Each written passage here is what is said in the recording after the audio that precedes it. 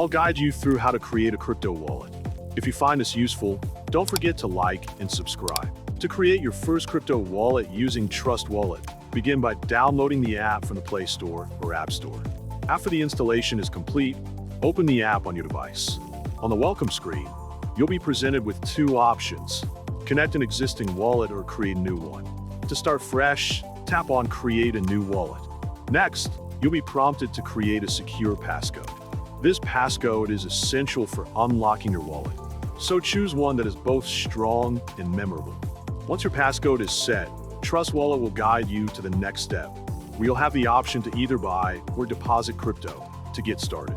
If you already have funds or want to begin immediately, you can proceed with a purchase or deposit right away.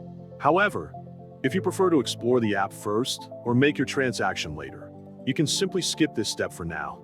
And just like that, your wallet is ready to use. With Trust Wallet, managing your digital assets is simple, fast, and secure, perfect for beginners and experienced users alike.